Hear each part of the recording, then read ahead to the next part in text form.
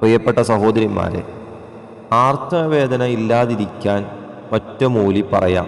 വേദന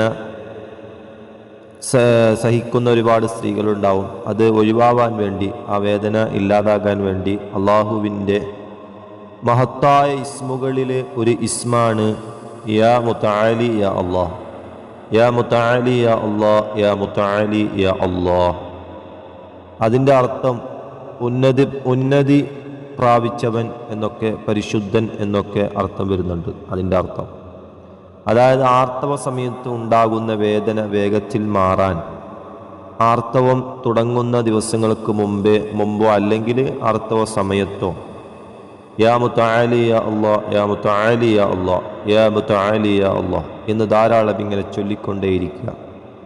അങ്ങനെ ചൊല്ലുകയോ അതല്ലെങ്കിൽ ഒരു ഗ്ലാസ് വെള്ളത്തിൽ മന്ത്രിച്ച് കുടിക്കുകയോ ചെയ്യുക.